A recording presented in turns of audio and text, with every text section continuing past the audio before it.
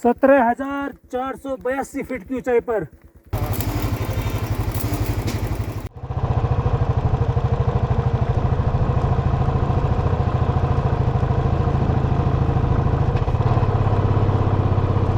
Ladakh series का ये episode 5 है। एपिसोड 4 में हम गाटा लूप से पांग तक पहुंचे थे। इस वीडियो में उसी क्रम को आगे बढ़ाते हुए पांग से जर्नी शुरू करेंगे। मनाली से 252 किलोमीटर पर ये पांग विलेज है, जहां पर हम रात को रुके थे।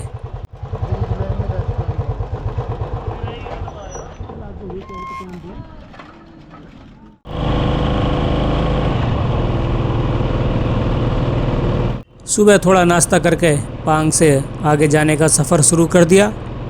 पांग सी लेवल से 4,657 मीटर की हाइट पर है। चूँकि हाइट ज़्यादा है इसलिए यहाँ ऑक्सीजन की कमी महसूस होती है, जिससे रात भर हमें ठीक से नींद नहीं आई।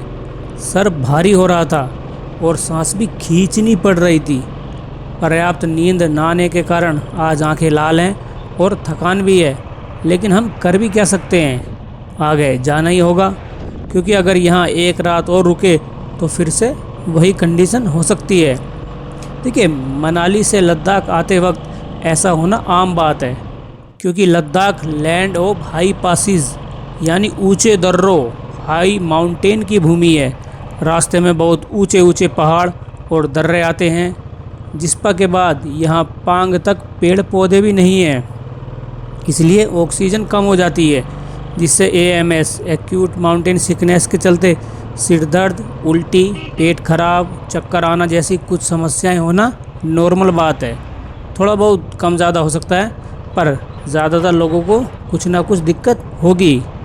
इसे कम करने के लिए घर से डॉक्टर द्वारा बताई गई कुछ दवाइयाँ ला सकते हैं। ऊंचाई से होने वाली बीमारी को थोड़ा सा अगर कम करना है तो उसका एक और तरीका है कि आप रास्ते में आने वाले ऊंचे पॉइंटों पर ज़्यादा देर ना रुकें, पानी पीते रहें। लेकिन लद्दाख में ये उपाय भी बेअसर हैं। मनाली लेह हाईवे पर ये इतना लंबा सफ़र है तो कहीं ना कहीं तो आपको रात बितानी होगी ना, कहीं तो स्टे करोगे बीच में। इसलिए आपके और हमारे हाथ में ज़्यादा कुछ नहीं है। फिर भी कुछ छोटी मोटी सावधानियां हैं जिन्हें ध्यान में रखेंगे तो कुछ प्रॉब्लम जो है कम हो जाएंगी। पांग से आगे कुछ दूर तक चढ़ाई है।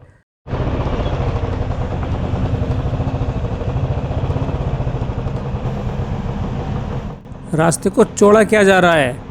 मनाली लेह हाईवे की रोड कंडीशन की बात करें तो वैसे तो ओवरऑल सड़क अच्छी है, पर बीच बीच में कुछ जगह पर सड़क टूटी फूटी है, जैसे बारालाचा के आसपास, उसके बाद सरचू से थोड़ा पहले, फिर गाटा लूप से पांग तक के कुछ हिस्से पर भी काम चल रहा है।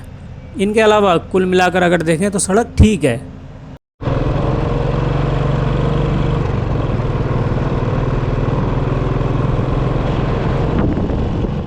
पांग से करीब 5.5 किलोमीटर आगे यहाँ से मोरे प्लेन्स या मोर प्लेन्स शुरू हो रहा है, जो सी लेवल से 4,800 मीटर की एवरेज हाइट पर है।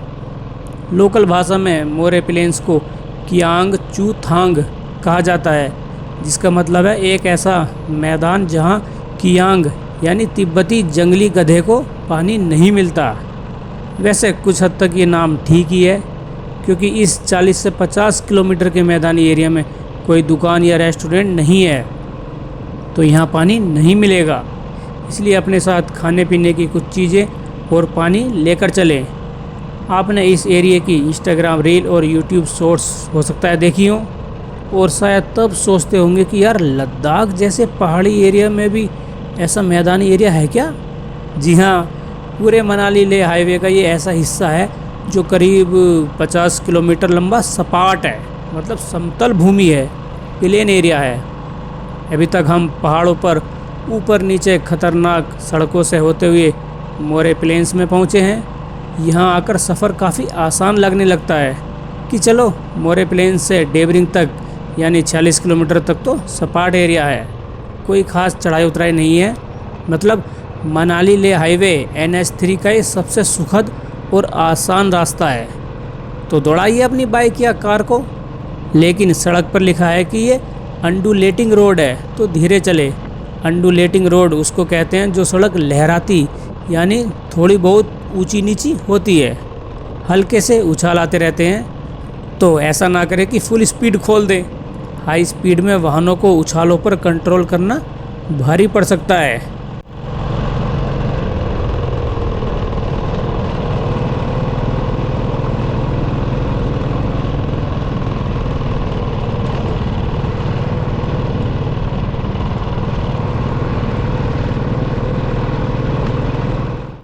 ये लेह से चलने वाली हिमाचल HRTC की बस है, जो लेह से होते हुए केलांग, चंडीगढ़ और दिल्ली तक जाती है।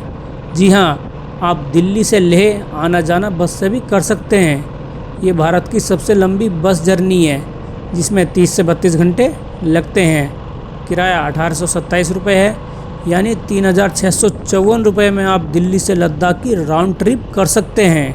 इसकी ऑनलाइन बुकिंग online.hrtchp.com से होती है। ये बस जर्नी लद्दाख सीजन के खुलने पर यानी मिड मई या जून से सितंबर तक होती है। बाद में हैवी स्नोफॉल के कारण अक्टूबर के बाद से मनाली लेह हाईवे मई महीने तक बंद हो जाता है।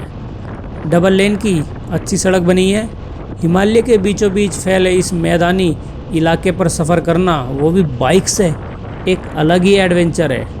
लगता है कि बस ये रास्ते ऐसे ही चलते रहें। लद्दाख में इस तरह के कुछ और प्लेन्स यानी मैदानी क्षेत्र हैं। जैसे एपिसोड 3 में आपने देखा था कि सरचू का कुछ हिस्सा सपाट था यानी मैदानी था। इनके अलावा अक्साई चीन सीमा पर देपसांग प्लेन्स, जो करीब 5000 मीटर की ऊंचाई पर बसा सैन्य क्षेत्र है। अगला दौलत बेग ओल्डी हवाई पट्टी के पास वाला एरिया है। इसके बाद मैदानी एरिया है लिंगजी थांग प्लेन्स का।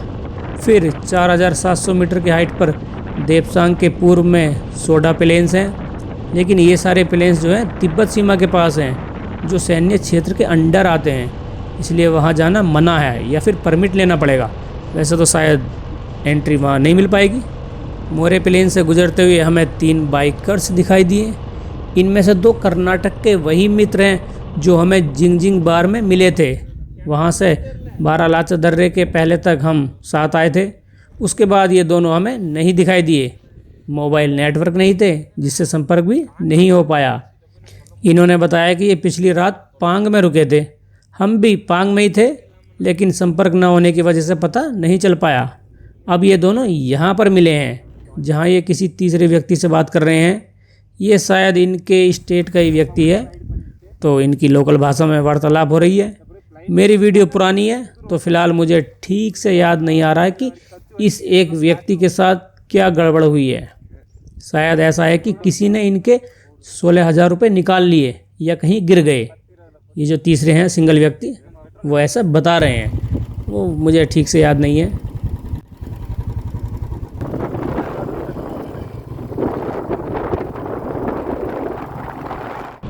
यहाँ से मैं और मेरा दोस्त तथा कर्नाटक के ये दोनों मित्र साथ आगे बढ़ रहे हैं, जो पूरी लद्दाख जर्नी और फिर वापसी में जम्मू के उधमपुर तक हमारे साथ ट्रैवल करेंगे। फ़िलहाल ऐसा प्लान है। लद्दाख का सफ़र लंबा है। अगर आप सोलो भी जा रहे हैं तो रास्ते में कोई ना कोई साथ चलने वाला मिल ही जाता है, भले ही वो कुछ दूर तक साथ रहे। मैं और मेरा मित्र दोनों एक रॉयल एनफील्ड बुलेट 350 सीसी पर बैठे हैं। कर्नाटक के साथ चलने वाले एक मित्र पर बुलेट बाइक है, तो दूसरे पर हिमालयन। ये कर्नाटक से यहाँ तक बाइक से ही आए हैं और ये बोल रहे थे कि हम वापसी में पठानकोट जब पहुँचेंगे तो वहाँ से बाइक को बेंगलोर ट्रांसपोर्ट करा देंगे और खुद बाई फ्लाइट जाएंगे। अगर हम दोनों अपनी बात करें तो मेरा मित्र उत्तर प्रदेश से बाइक दिल्ली लेकर आया था, जहाँ मैंने उसको ज्वाइन किया। तो उत्तर प्रदेश से यहाँ तक हमारी बाइक करीब 900 किलोमीटर चल चुकी है, 900 किलोमीटर। अब तक का रूटीन देखें तो पहले दिन हम दिल्ली से चलकर मनाली से करीब 75 किलोमीटर पहले एक स्थान पर रुके थे रात को। उसके बाद दूसरे दिन जिंगजिंग बार में स्टे किया, फिर तीसरे दिन पांग में रुके। आज दिल्ली से चले हुए ये चौथा दिन है। हम आराम से नज़ारों का आनंद लेते हुए चल रहे हैं, कोई जल्दबाजी नहीं। अब 1-2 दिन लेट पहुंच जाएंगे तो क्या दिक्कत है, लेकिन आसपास की प्रकृति को तो निहारते हुए चलेंगे ना भाई। लद्दाख रोज़ कौन कौन आएगा, कोई एकदम से नहीं बनता ना प्लान।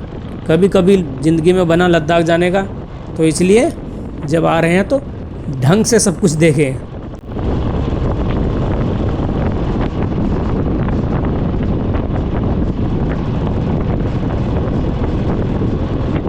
यहाँ सड़क के दोनों साइड 2 सोलर पैनल लगे हैं, लेकिन ना तो यहाँ कोई मकान है और ना कोई दुकान या रेस्टोरेंट कोई यहाँ दिखाई नहीं दे रहा, कोई व्यक्ति भी नहीं है। पता नहीं इन सोलर पैनल का यहाँ क्या यूज़ हो रहा है, लेकिन जब लगे हैं तो भैया कुछ ना कुछ तो यूज़ होगा ही। यहाँ से तांग लांग ला 32 किलोमीटर आगे है, वो कोई साधारण जगह नहीं है। तांग लांग ला मनाली लेह हाईवे का सबसे ऊंचा दर्रा है। वहाँ स्नोफॉल भी देखने को मिलेगी, लेकिन वहाँ जाते समय हमारी क्या हालत हुई है ये तो आगे ही पता चलेगा। ये है पांग से 51 किलोमीटर आगे और सी लेवल से 4800 मीटर की हाइट पर बसी डेबरिंग जगह है। ये बहुत छोटा स्थान है जहाँ पर खाने पीने और स्टे के लिए कुछ टेंट लगे हैं। डेबरिंग में यहाँ से राइट साइड वाली रोड से स्योकार झील जा सकते हैं, जो यहाँ से केवल 31 किलोमीटर दूर है। लेकिन डेबरिंग से झील तक सड़क कंडीशन उतनी अच्छी नहीं है। समुद्र तल से 4530 मीटर की हाइट पर बसी स्योकार झील खास है। TSO का मतलब है यहाँ झील और KR का मतलब है सफ़ेद, यानी सफ़ेद झील। इसका ये नाम क्यों है? इस झील के किनारों पर नमक की सफ़ेद परत जमा होती है, जिस कारण इसको वाइट लेक कहा जाता है।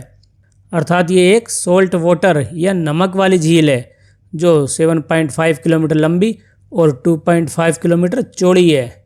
इसके पास स्टार्ट सापुक स्यो नाम से एक और छोटी झील है। ये दोनों झील एक दलदली इलाके से जुड़ी हुई हैं और अक्सर एक ही लेक सिस्टम के रूप में देखी जाती हैं। अगर आपकी एक और झील देखने की इच्छा है तो स्यो कार से 78 किलोमीटर आगे कारजोग विलेज में स्यो मोरिरी लेक देखने जा सकते हैं। देखिए, TSO और लेक दोनों का अर्थ एक ही है, तो यहाँ जब हम नाम लेंगे तो या तो स्यो मोरेरी बोल दीजिए या फिर मोरेरी लेक। जब दोनों का मतलब एक ही है तो इसका रूट कुछ इस तरह से है। स्योकार से पोलो कोंग का दर्रा, फिर माहे, उसके बाद सुमदो और लास्ट में कारजोग विलेज आएगा। उसी गांव में स्यो मोरेरी है। लेकिन ध्यान रहे कि यह रास्ता काफ़ी कठिन है, कच्ची सड़क से होकर गुजरना होगा। सी लेवल से 4522 मीटर की हाइट पर बसी इस लेक को माउंटेन लेक कहते हैं। स्योकार और ये वाली झील दोनों जो है ना चांगथांग क्षेत्र में आती हैं। ये झील 26 किलोमीटर लंबी, 26 किलोमीटर लंबी और 3 से 5 किलोमीटर चौड़ी है। पहली वाली नमक की झील थी, लेकिन ये फ्रेश वाटर यानी मीठे पानी की झील है। यहाँ जाने के लिए लेह से इनर लाइन परमिट ILP लेना होता है, जिसको ऑनलाइन भी ले सकते हैं। लद्दाख में इनके अलावा 8 से 10 झील और हैं, जिसमें से पैंगोंग लेक सबसे बड़ी है, जो भारत में 45 किलोमीटर लंबी और करीब 5 किलोमीटर तक चौड़ी है। उस लेक पर एपिसोड 7 में चलेंगे। मित्रों, अगर आप स्योकार और स्यो मोरिरी की ओर चले गए तो 2 दिन और एक्स्ट्रा चाहिए। अगर आपके पास इतना समय है तो वहाँ जा सकते हैं। हम डेबरिंग पर वापस आते हैं। यहाँ से तांग लांग ला 24, उपसी 84 और लेह 134 किलोमीटर है। डेबरिंग और इससे आगे लेह के पास तक ज़्यादातर चांगपा नोमैड्स रहते हैं, जो अपनी भेड़ बकरी और याक को चराने के लिए जाते हैं। आपको शायद नज़र नहीं आ रही होगी, लेकिन बहुत हल्की हल्की स्नोफॉल शुरू हो गई है। यहाँ से तांग लांग ला तक के एरिया में कभी भी बर्फ़बारी या बारिश हो सकती है। वैसे लद्दाख में बारिश तो ना के बराबर ही होती है, ज़्यादातर स्नोफॉल ही होती है। ये दोनों कर्नाटक के मित्र हैं। मैं बीच बीच में इनकी वीडियो बनाते हुए चल रहा हूँ, क्योंकि फिर बाद में ये कहते हैं कि यार तूने हमारी वीडियो शूट नहीं की तो हमारी वीडियो बनाओ। ऐसा कहते हैं ना यार दोस्त आपस में कि मेरी वीडियो तो तू बना ही नहीं रहा। तो सबका ध्यान रखना होता है।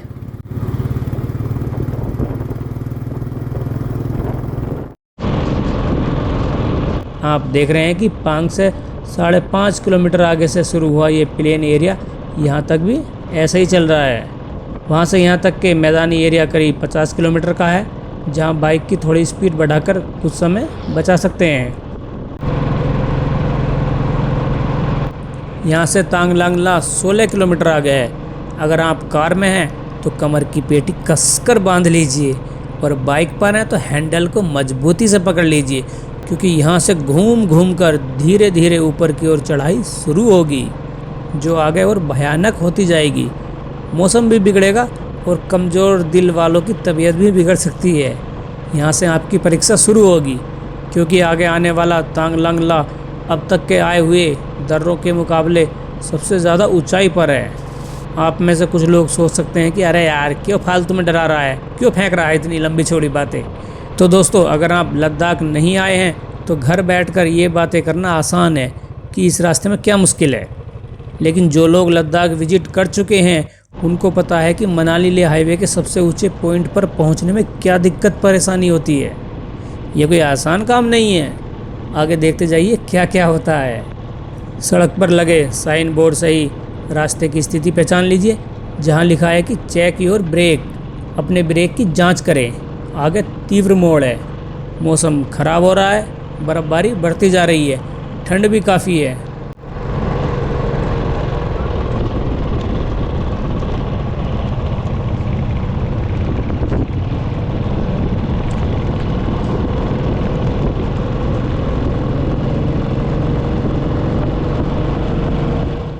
बोर्ड पर लिखा है दुर्घटना बाहुल्य क्षेत्र। सड़क की साइड में रेलिंग भी नहीं है और नीचे गहरी खाई है। थोड़ी सी भी गलती जानलेवा हो सकती है। बर्फ़बारी से सड़क पर फिसलन बढ़ने लगती है, जो आगे और ज़्यादा खतरनाक होगी। तांग लंगला 8 किलोमीटर आगे है। यहाँ पर किसी का ट्रक खराब हो गया, जिसे ठीक करने के लिए लोग लगे हैं। सोचकर देखो कि अगर इस परिस्थिति में आपका वाहन खराब हो जाए या तबीयत खराब हो जाए तो क्या होगा।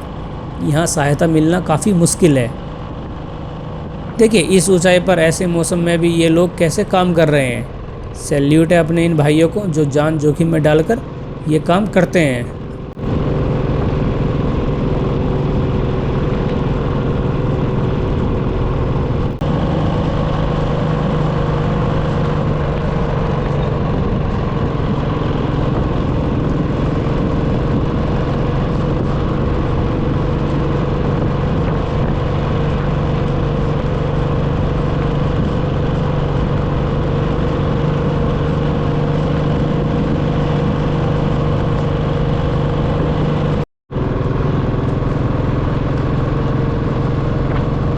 भाई साहब, मुझे इन रास्तों पर जाते वक्त उतना डर नहीं लग रहा था जितना अब वीडियो देखने से लग रहा है।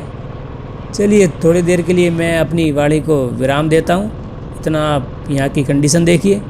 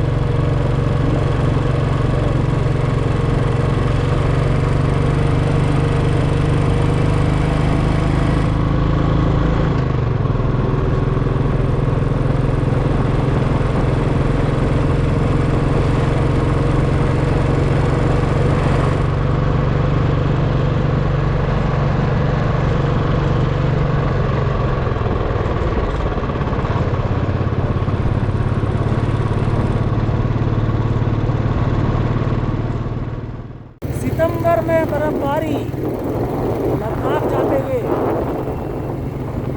ये तो 130 किलोमीटर से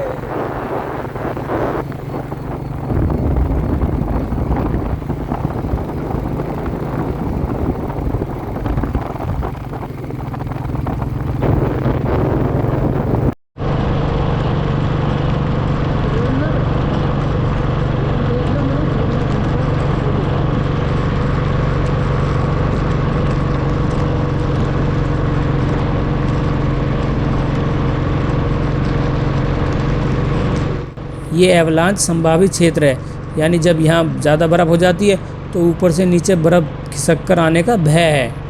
रास्ते पर बर्फ़ जम गई है, फिसलने का खतरा बना हुआ है। अगर गिर गए तो पता ना कहाँ मिलोगे, शायद नीचे गिर गए तो डेवरिंग में दोबारा पहुंच जाओ। डेवरिंग में तो खैर यहाँ ड्राइविंग स्किल होना बहुत ज़रूरी है, वरना गड़बड़ हो सकती है। बीच में कहीं रुकने का ठिकाना भी नहीं है, तो आगे बढ़ते रहना होगा।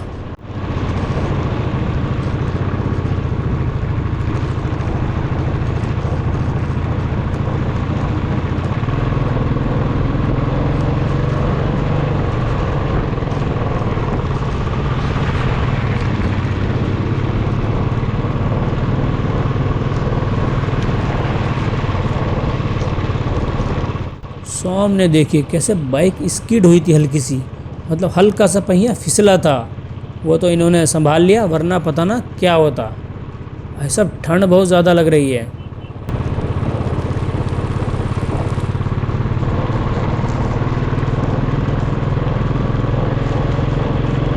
कठिनाइयों को पार करके अब हम पहुंच चुके हैं सी लेवल से 5328 मीटर की ऊंचाई पर बसे तांग लांगला पर।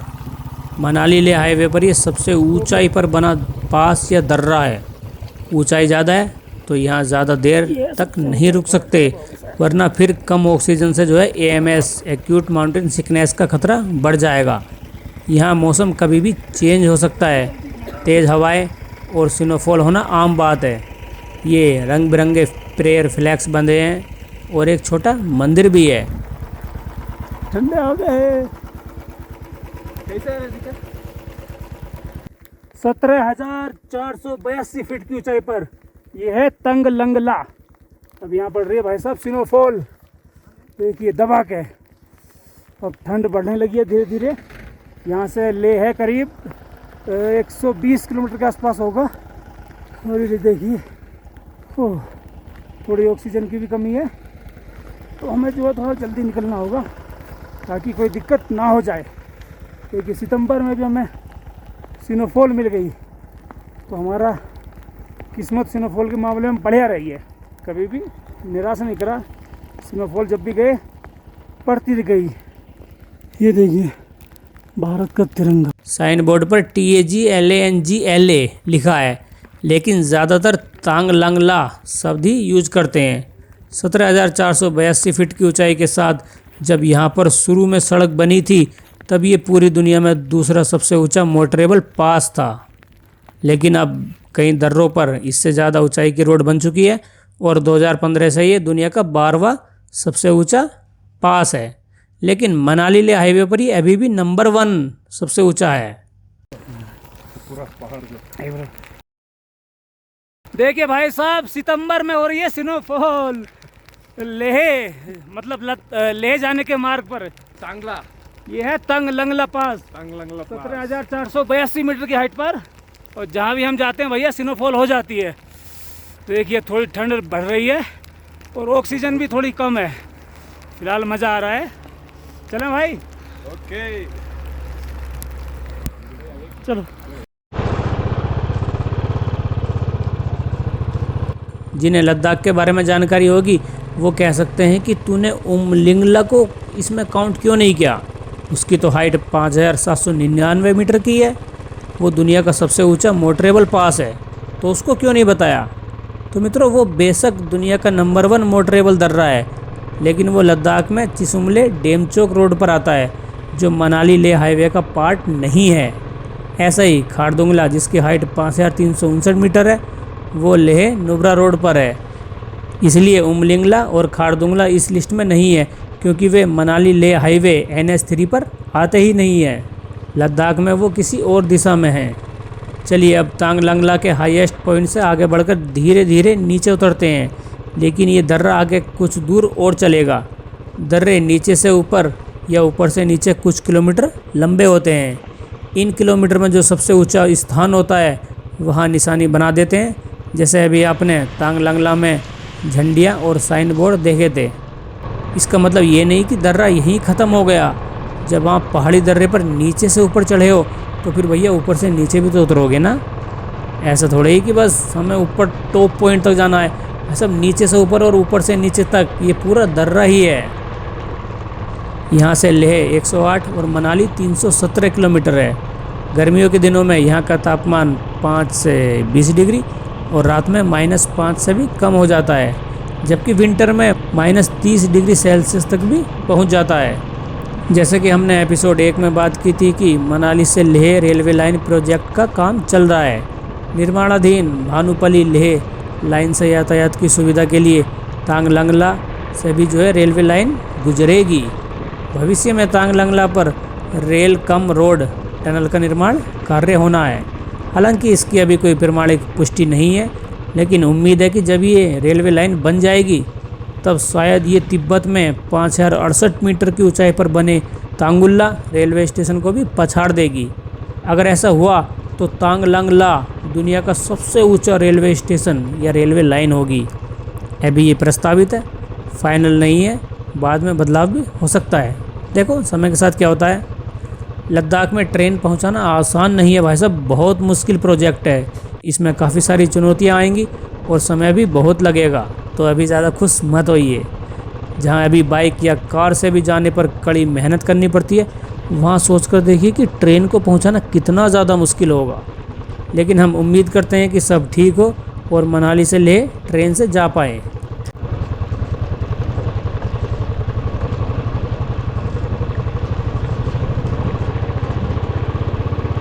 हम तांग लंगला से आगे निकल आए हैं। यहाँ से उपसी 52 किलोमीटर है। बर्फ़बारी लगभग ख़त्म हो चुकी है। तांग लंगला के बाद रूमसे तक लगभग उतराई है। धीरे धीरे घूम घूम कर सड़क से नीचे उतरेंगे। तांग लंगला की चढ़ाई और उसको पार करने में काफ़ी दिक्कत हुई थी। ठंड बहुत ज़्यादा लग रही थी। मेरा मित्र जो बाइक चला रहा था उसके हाथ ठंड से अकड़ गए थे, मतलब कुछ ज़्यादा ही ठंडे हो गए थे। यहाँ पर हाथों को नॉर्मल करने के लिए उसके हाथों पर गर्म पानी डाला गया, तब जाकर उसे थोड़ा आराम मिला। सुनिए मनाली लेह हाईवे पर सबसे ऊंचे दर्रे को पार करने का हमारा अनुभव कैसा रहा, वो ये सब बता रहे हैं। गंगोत्री की याद आ गई थी थोड़ी देर को।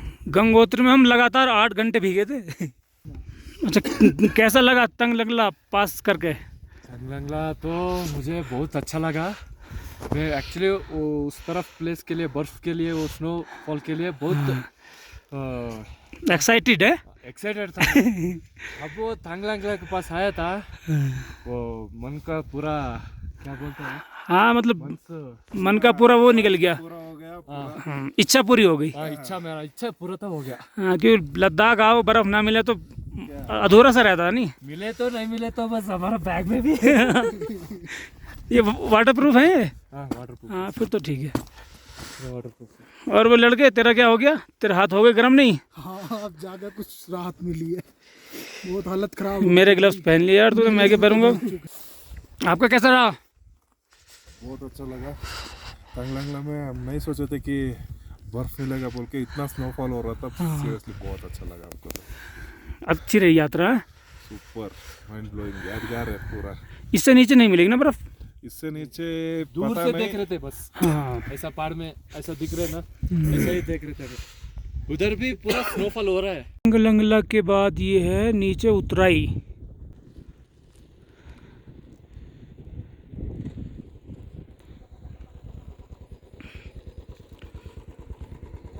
ये देखिए, हमें इन घुमावदार लूप वाले रास्तों से होकर नीचे उतरना है। अभी भी जोखिम कम नहीं हुआ है, उतरते समय भी काफ़ी ध्यान रखना होता है। आपने शायद एक पुराना गाना सुना होगा, उसमें एक बीच में लाइन है कि ये रहा नहीं आसान, बस इतना समझ लीजिए एक आग का दरिया है और डूब के जाना है। वहाँ राह की जगह कोई दूसरा शब्द था। अगर संदर्भ के रूप में ले तो लद्दाख जाने के मामले में ये लाइन काफ़ी फिट बैठती है। मित्रों, लद्दाख जाना कोई मजाक नहीं है। यहाँ जगह जगह पर आपके धैर्य की परीक्षा होगी, ड्राइविंग स्किल पता चलेगी, थोड़े बहुत बीमार भी पड़ सकते हो, खतरनाक रास्तों से गुजरोगे, और भी ऐसा काफ़ी कुछ होगा जो अभी तक आपकी किसी भी राइड में नहीं हुआ हो। अगर इन सब के लिए आप तैयार हैं तो फिर लद्दाख आ जाइए। हमें अंदाज़ा था कि लद्दाख में हमारे साथ क्या होने वाला है, मतलब दिक्कत परेशानी, हम इसके लिए तैयार थे। लेकिन फिर भी जो अंदाज़ा लगाया था, ये ट्रिप उससे कहीं ज़्यादा कठिन निकली। ऑक्सीजन की कमी से सर भारी था, आसानी से सांस नहीं आ रही थी और भूख भी कम लग रही थी। जैसे कि पहले बताया कि यहाँ ये सब होना आम बात है, लेकिन फिर भी यहाँ आकर बहुत अच्छा लग रहा है। मैं दोबारा से ये रोड ट्रिप करना चाहूँगा, लेकिन बाइक से नहीं, कार से। बाइक से भाई साहब काफ़ी समस्याएं आती हैं। खुले मैदान में आप बैठ गए और सब कुछ आपके ऊपर डायरेक्ट पड़ रहा है, हवा हो, बर्फ़ हो, बारिश हो, सब डायरेक्ट पहुंचेंगी। लेकिन समय का क्या पता कब क्या हो जाए, हो सकता है कि दोबारा भी मैं बाइक से ही आ जाऊं। वैसे कार से आने की इच्छा है, देखो टाइम क्या होता है।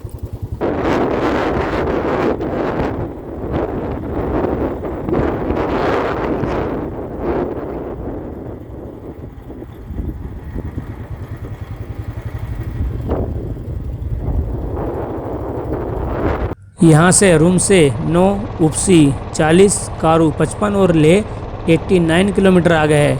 इस एपिसोड में हम कारू तक का ही सफ़र करेंगे।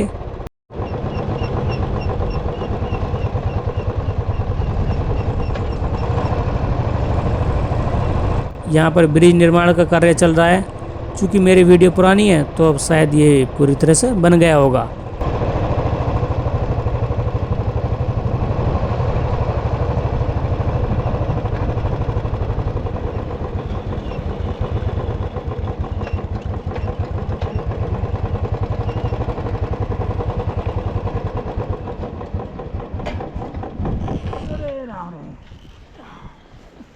ये कायम लुंगपा जगह है, जहाँ नीचे ढाबे में चाय बिस्किट वगैरह से थोड़ा बहुत हल्का नाश्ता कर सकते हैं। पास में कैंप भी लगे हैं, तो यहाँ रात को स्टे भी कर सकते हैं।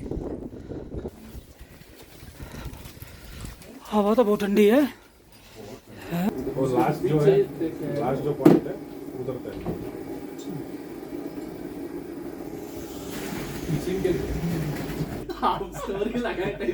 ये जब भी वीडियो बनती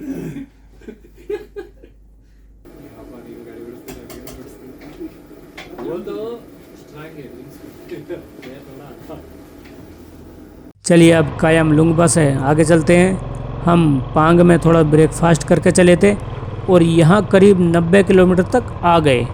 लद्दाख में AMS के चलते ज़्यादा खाने का मन नहीं करता। साइड में छोटी सी जलधारा बह रही है। अगला गांव 4 किलोमीटर आगे है।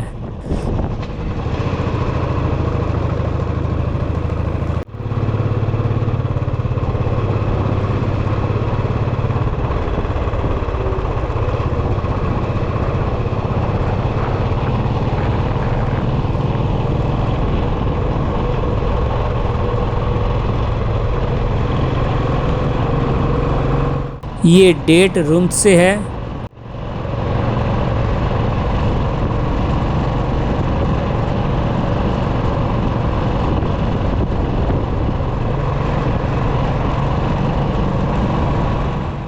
डेट रुमसे से थोड़ा आगे ये रुमसे गांव है। रुमसे या रुमसे जो भी आप बोलो, जो तांगलंगला से 32 किलोमीटर बाद पहली मानव बस्ती है। यहाँ से ले 76 किलोमीटर, पांग 97 और मनाली 350 किलोमीटर है। ये गांव सी लेवल से करीब 4300 मीटर की ऊंचाई पर मैदानी एरिया में बसा है। यहाँ भी आपको जंगली गधे, याक, भेड़ बकरी और कुछ पक्षी देखने को मिल जाएंगे। चांगपा खानावदो समुदाय यहाँ भी है, जो आगे भी मिलेगा। गांव में कुछ होम स्टे और गेस्ट हाउस के साथ कुछ ढाबे और छोटी दुकानें बनी है। यहाँ बेसिक खाना मिलता है। अगर आप लेह से मनाली जा रहे हैं तो यहाँ जो है एक्मिलेटाइज, क्या बोल रहे हैं इसे इंग्लिश में, मैं हिंदी में बता देता हूँ यार। मतलब यहाँ पर रुककर शरीर को वातावरण के हिसाब से ढालने में थोड़ी मदद मिलती है और AMS की दिक्कत कुछ कम हो सकती है अगर आप इस कम ऊंचाई वाले एरिया में रुकते हैं। वैसे कम ऊंचाई नहीं है, लेकिन और स्थानों के मुकाबले तो कम है ना, तो यहाँ पर स्टे कर सकते हैं। रुमसे से 7 से 9 दिनों का सियोकार और सियो मोरेरी झील तक का ट्रैक होता है, लेकिन ये बहुत कठिन ट्रैक है जिसके रुपए भी काफ़ी ज़्यादा हैं। गांव के ऊपर छोटी पहाड़ी पर रुमसे गोम्पा यानी मोनेस्ट्री है। कहा जाता है कि ये गोम्पा सदियों पुराना है। यह जगह रूपसू घाटी और चांगथांग पठार का एक हिस्सा है। अब आगे इसी तरह से छोटे छोटे गांव आते रहेंगे।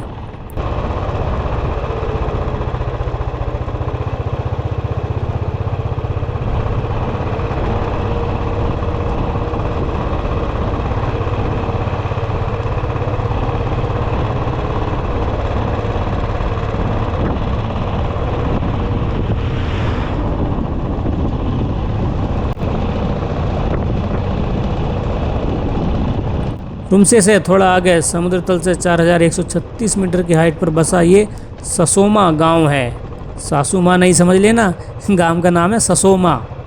इसी नाम की एक जगह नुब्रा घाटी में भी है जो हंडर के बाद आती है। उसको भी लद्दाख सीरीज में देखेंगे बाद के एपिसोड में। हिमाचल में दारचा से करीब 250 किलोमीटर बाद यहाँ पर पहली बार पेड़ पौधे या झाड़ियाँ देखने को मिली हैं। ये छोटी बात नहीं है, कभी आप सोचो कि ये तो नॉर्मल है, पेड़ मिल गए देखने को क्या है, ऐसा बड़ी बात है। वो क्यों, आगे बताएंगे।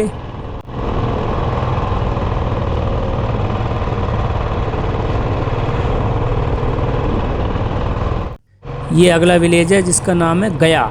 बिहार वाला गया नहीं, उसकी इंग्लिश है GAYA। पिछले दो विलेज की तुलना में ये उनसे थोड़ा सा बड़ा है। ऊंचाई 4200 मीटर है। अब आप देख रहे हैं ना कि हमने 5000 कुछ मीटर तांगलंगला था और यहाँ पर ऊंचाई पहले इससे पिछले गांव में 4300 मीटर थी और यहाँ 4200 मीटर, यानी कि ऊंचाई कम हो रही है, हम नीचे उतर रहे हैं। आगे जाके ये और कम हो जाएगी। यहाँ पर भी कुछ होम स्टे, गेस्ट हाउस और रेस्टोरेंट बने हैं। साइड में सौर पैनल लगे हैं। अगर आप शुरू से ये वीडियो सीरीज देख रहे हैं तो पता होगा कि लद्दाख के इस एरिया तक बीच में कहीं भी बिजली का कोई खंभा यानी पिलर देखने को नहीं मिला। जी हाँ, लद्दाख के इस तरफ के एरिया में बिजली नहीं है। सूर्य लाइट या फिर जनरेटर के द्वारा ही ये काम चलाते हैं। थोड़ी और बातें गया के बारे में कर लेते हैं। गया लद्दाख के सबसे पुराने गाँवों में से एक है।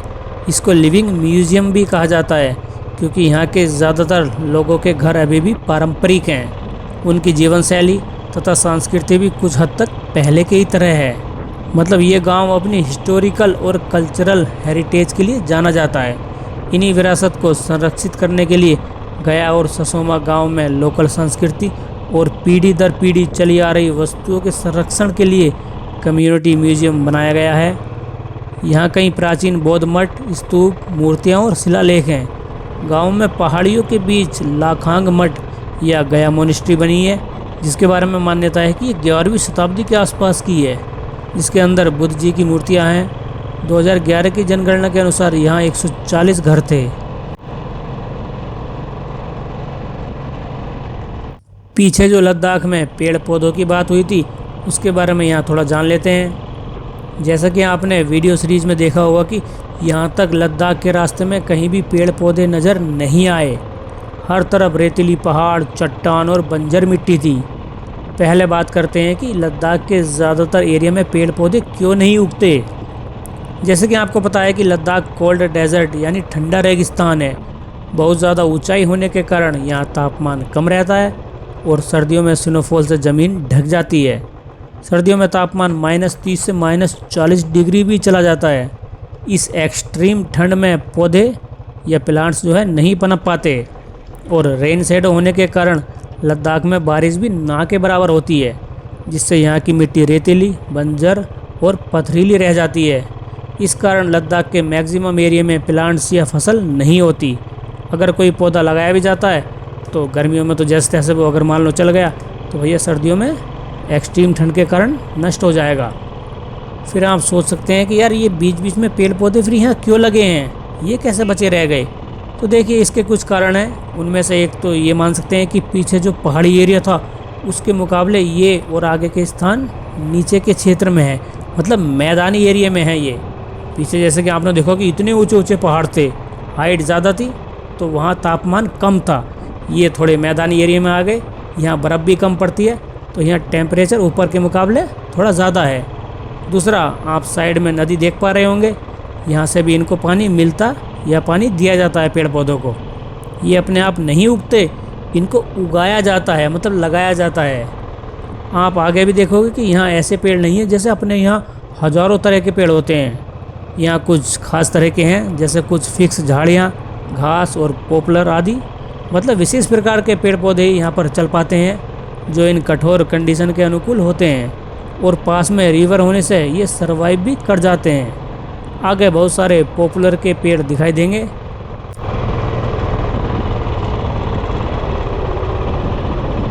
बात करते हुए ये एक नया गांव आ गया, इसको भी बता देते हैं। 4014 मीटर की हाइट पर ये लातो या लाटो गांव है। जहाँ पर शायद गेहूँ जौ जैसी कुछ फसलें थोड़ी बहुत हो जाती हैं। यहाँ के लोग पर्यटन के साथ साथ खेती और पशुपालन का काम भी करते हैं। ये गांव भी लेह के सबसे पुराने गांवों में से एक है।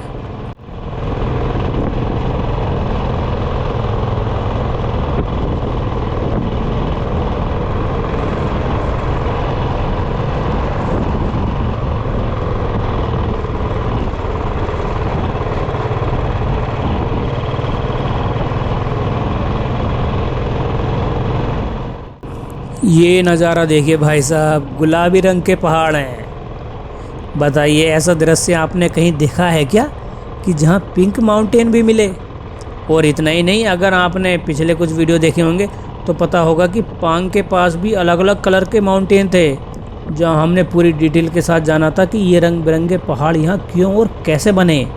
ज़्यादा जानकारी के लिए चाहें तो उसको देख सकते हैं। लद्दाख में लाल, भूरे, बैंगनी, पीले, नीले और सफ़ेद माउंटेन देखने को मिलते हैं। ऐसा सिर्फ इसी केंद्र शासित प्रदेश में है, अन्य पूरे भारत में कहीं भी इस तरह के पहाड़ देखने को नहीं मिलेंगे। और जब हम लेह से वापस जाएंगे ना, कारगिल होते हुए श्रीनगर की ओर, तो भाई साहब मून लैंड भी एक जगह आएगी जिसकी मिट्टी या धरती ऐसी है जैसे मानी जाती है कि चांद पर भी है। भाई साहब वहाँ भी कमाल का नज़ारा होता है, उसको भी जाते हुए देखेंगे बाद में।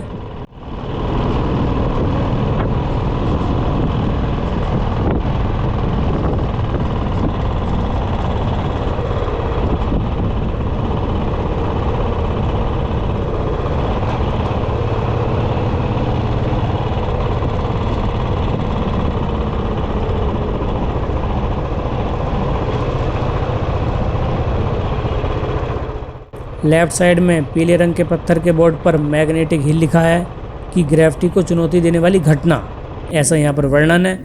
पर पता नहीं यहाँ ऐसा क्यों लिखा है, क्योंकि मैग्नेटिक हिल तो जब हम लेह से कारगिल वाले हाईवे पर जाते हैं तो लेह से 30 किलोमीटर दूरी पर है, जहाँ वाहनों को, उसकी खासियत ये है कि वहाँ वाहनों को न्यूट्रल गियर में अगर आप छोड़ दोगे तो वाहन अपने आप धीरे धीरे ऊपर की ओर बढ़ते हुए दिखाई देता है। उसके बारे में अभी लेह से कारगिल जाते हुए वर्णन करेंगे।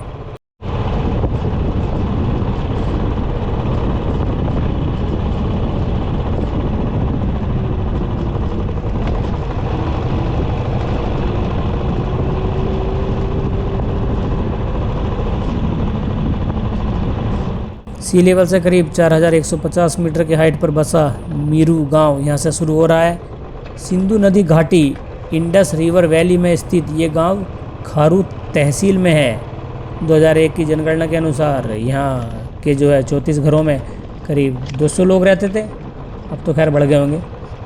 एक लोकल लोग बता रहे थे कि रुमसे से उपसी तक गया मीरू वैली है, जिसमें गया मीरू वाइल्ड लाइफ सेंचुरी जो है वहाँ तक फैली है।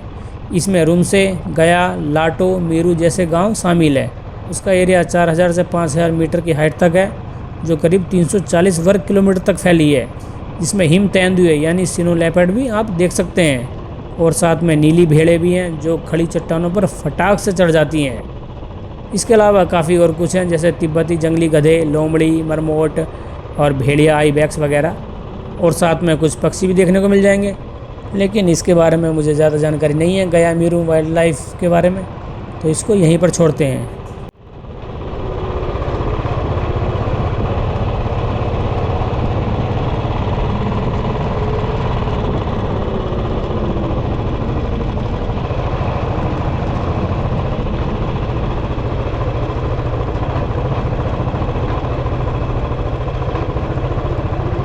यहाँ पहाड़ों का कलर फिर से चेंज हो गया।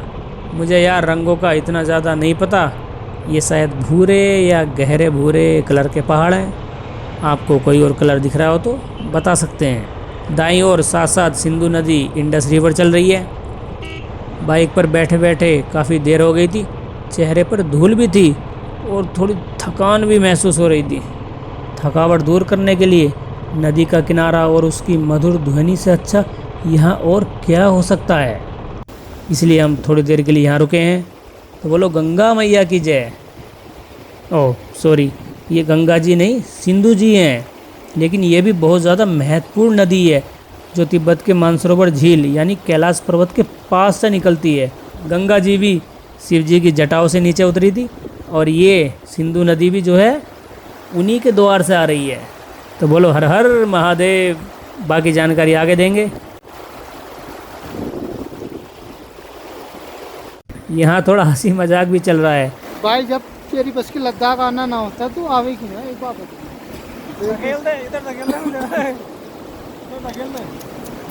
जहाँ जी करे वहाँ लौट जाए। चल आज चीरते ही वो तुम्हें आइस बन जाते हैं।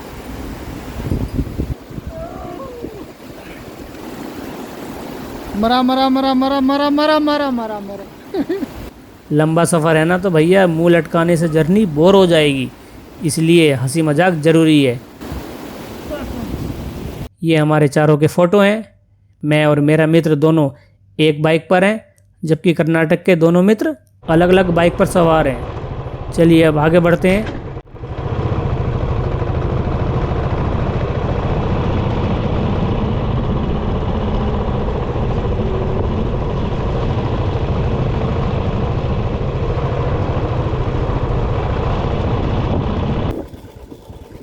वेलकम टू ले।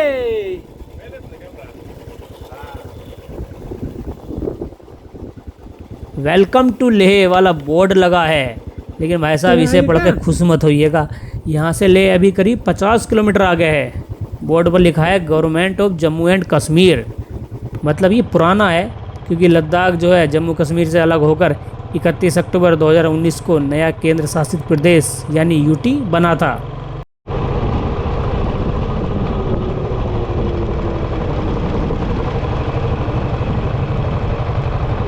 मैंने पीछे इन पेड़ों का जिक्र किया था। नदी किनारे और सड़क के दूसरी साइड सफ़ेद तनों के ये शायद पॉपुलर के पेड़ हैं। पता नहीं आपके यहाँ इनको क्या बोलते होंगे, लेकिन भाई साहब हमारे यहाँ तो इन्हें पॉपुलर बोल रहे हैं। पहले है पॉपुलर। यहाँ पेड़ों की संख्या बढ़ गई है।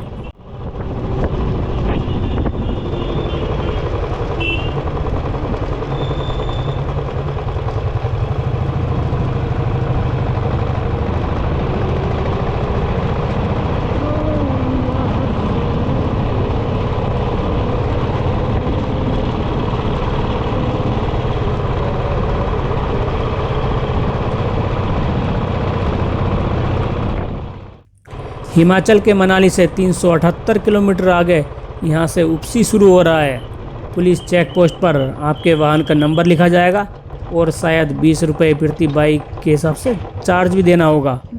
गाड़ी नंबर सर, नंबर ले।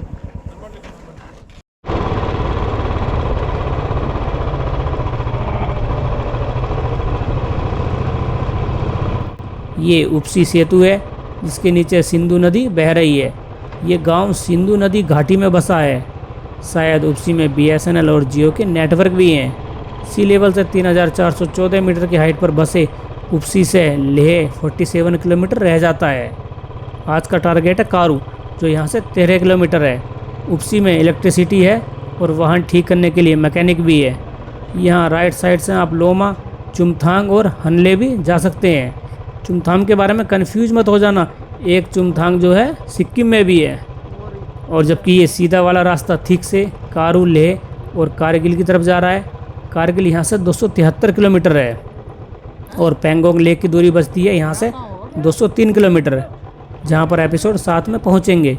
उपसी से इन स्थानों के लिए रूट निकलते हैं, इसलिए इसको रोड जंक्शन या ट्रांजिट पॉइंट कहा जाता है।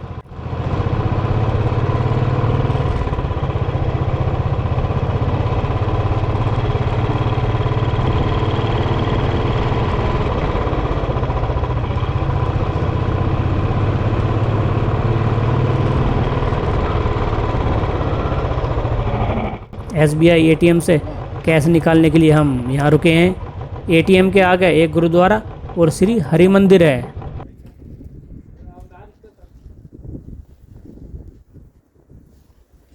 पैसे निकालने हैं क्या? निकाल लो निकाल लो। पैसा निकल रहे कर्नाटक से आके।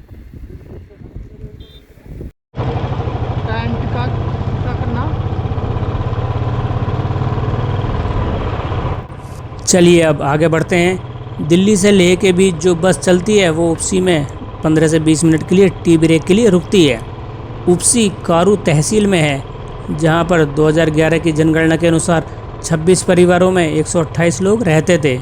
आगे लेह तक ज़्यादा चढ़ाई उतराई नहीं है, लगभग प्लेन सा ही एरिया है।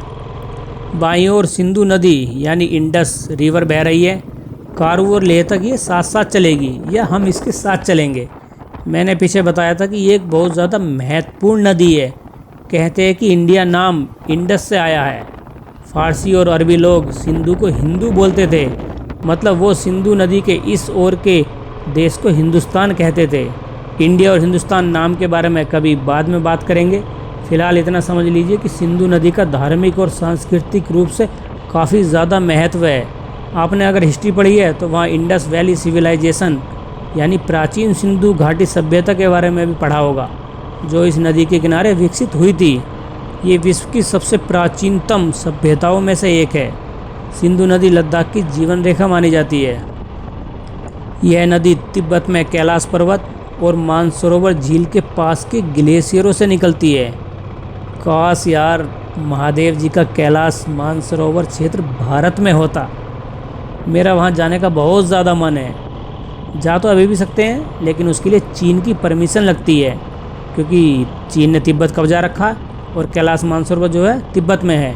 अगर आपको वहाँ की यात्रा करनी है, वहाँ जाना है, तो उत्तराखंड के लिपुलेख दर्रे और सिक्किम के नाथुला दर्रे से ये पवित्र यात्रा होती है। अगर कभी भविष्य में शिव शंकर जी ने बुलाया तो वहाँ ज़रूर होकर आऊँगा। चीन ने तिब्बत पर ज़बरदस्ती कब्जा कर रखा है और 1962 के भारत चीन युद्ध के बाद से अक्साई चीन भी जो है चीन के कब्जे में ही है। खो दिया यार हमारे देश ने अक्साई चीन, क्या करें 1962 में। लेह से कैलाश मानसरोवर कोई रोड नहीं जाती, लेकिन अगर हवाई दूरी देखें तो ये लेह से करीब 500 किलोमीटर है। चलिए वापस सिंधु नदी पर आते हैं। ये रिवर लद्दाख के डेमचोक से भारत में एंटर करती है। उसके बाद कई गांवों कस्बों जैसे नियोमा, माहे, चुमथांग, उपसी, कारू, लेह होते हुए नीमू पहुंचती है, जहां ये जंस्कार नदी से मिलती है। वो संगम भी लद्दाख सीरीज़ में कारगिल की ओर जाते हुए दिखाएंगे। नीमू के बाद सिंधु नदी कारगिल ज़िले में जाती है, जहां बटालिक में बहने के बाद पाकिस्तान द्वारा अवैध रूप से कब्जाए गए गिलगिट बल्टिस्तान यानी पीओके पहुंचती है। फिर लास्ट में कराची के पास अरब सागर में गिरती है। काश यार पीओके भी भारत में आ जाए। अपने जीते जी मैं ये होते हुए देखना चाहता हूँ, और मैं उम्मीद करता हूँ कि शायद मेरे दुनिया से जाने से पहले ये संभव हो जाए। और अगर संभव नहीं हुआ तो हमारी पीढ़ी कभी इस वीडियो को देखेंगी तो वो सोचेंगे कि हमारे ये क्या क्या कहते थे और ये अब जाकर संभव हुआ है। खैर कभी ना कभी तो होगा, ऐसी बात नहीं है भाई साहब। जय हिंद। शुरू से अंत तक सिंधु नदी करीब 3180 किलोमीटर का सफ़र तय करती है, जिस कारण ये एशिया की सबसे लंबी नदियों में से एक है। तिब्बत और लद्दाख में इसको सिंगे खब्बस यानी शेर का मुंह कहा जाता है। सिंधु की 5 सहायक नदियां हैं, झेलम, चिनाब, रावी, ब्यास और सतलज। मित्रों, सिंधु नदी के बारे में बताने को बहुत कुछ है, लेकिन वीडियो काफ़ी लंबी हो चुकी है, तो हम वापस अपने टॉपिक पर लौटते हैं। डबल लेन की अच्छी सड़क बनी है। आगे सीधी रोड देखिए कैसे ऊपर चढ़ रही है थोड़ी सी।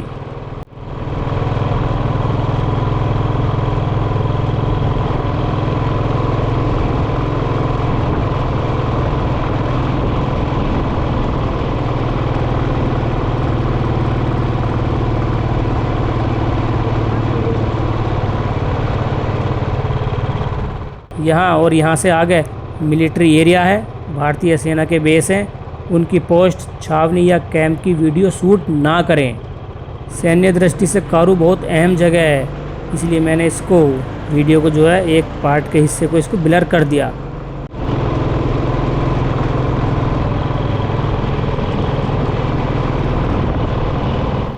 यहाँ से मेन कारू, मुख्य कारू शुरू हो रहा है। सी लेवल से 3500 मीटर की हाइट पर बसी इस जगह से लेह मात्र 34 किलोमीटर रह जाता है। कारू को खारू भी जो है कहते हैं। कारू में आपको लगभग सभी सुविधाएं जैसे home stay, hotel, restaurant, network, mechanic, medical, electricity जैसी सुविधाएं मिल जाएंगी। हिमाचल प्रदेश के केलोंग से 322 किलोमीटर बाद कारू ही एक ऐसी जगह है जहां ऑयल पंप है, यानी यहाँ पेट्रोल डीजल मिल जाता है, वरना पूरे रास्ते पर कहीं भी पेट्रोल पंप नहीं लगा। हाँ, बीच बीच में कुछ रेस्टोरेंट या दुकानें आती हैं, वो कंट्री में है, जेरी कैन में जो है वो पेट्रोल या डीजल इकट्ठा करके रख लेते हैं और दुगने रेट पर बेचते हैं, तो वो ब्लैक से बिकता है, उसका भरोसा भी नहीं है। इसलिए पेट्रोल पंप से ही डलवाएं और बाइक में कोई स्टैंड लगवा लें ऐसा जिसमें पेट्रोल भरवा कर वो कैन उसमें रख सकते हैं, जिससे कि कभी ज़रूरत पड़े खाली हो टंकी तो उसमें डाल लीजिए। भानुपल्ली लेह के लिए जो रेलवे प्रोजेक्ट बनेगा उसके अंतर्गत कारू में भी एक रेलवे स्टेशन होगा। यहाँ तहसील भी है। कारू से चांगला पास होते हुए पेंगोंग लेक भी जा सकते हैं। मतलब अगर आपको लेह से पेंगोंग लेक जाना है तो कारू से ही जाना होगा, या कोई दूसरा रास्ता भी हो सकता है, लेकिन कारू से पेंगोंग लेक का मेन रूट है। लोकल लोगों ने बताया कि पहले आप यहाँ से पेंगोंग लेक चले जाओ और बाद में लेह आ जाना। तो अगले एपिसोड में हम कारू से पेंगोंग लेक की तरफ बढ़ेंगे, फिर बाद में लेह शहर की तरफ लौटेंगे। कारू से लद्दाख के सबसे बड़े मठ हेमिस मठ भी जा सकते हैं, जो यहाँ से करीब 7 किलोमीटर है। इसी नाम से हेमिस नेशनल पार्क भी है, जहाँ पर हिम तेंदुआ यानी सिनो लेपर्ड, ब्लू सीप, भेड़िया, ब्राउन बियर जैसे कुछ जीव देख सकते हैं। यहाँ से ठीक से 15 से 21 और लेह 34 किलोमीटर है। चूँकि लद्दाख में प्रीपेड सिम काम नहीं करता, इसलिए मेरे साथियों ने यहाँ से लोकल का सिम लिया। अगर आपने गाटा लूप से पांग वाला एपिसोड 4 देखा होगा तो पता होगा कि पांग से पहले हमारी बाइक का कैरियर यानी लगेज रखने वाला स्टैंड जो है वो 2 जगह से टूट गया था, जो बेल्ट होता है उसका। इसलिए कारू में हम यहाँ रुककर उस पर बेल्ट करा रहे हैं। कारू में काफ़ी ढूंढने के बाद ये बेल्ट करने की दुकान मिली। इन्होंने 2-3 बार बोला कि भाई साहब हमें टाइम नहीं है, हम कुछ और काम कर रहे हैं, और दूसरा बोला कि मुझे घर जाना है। मैं कहा यार कर दो यार, काफ़ी रिक्वेस्ट की तब जाकर ये कर रहे हैं।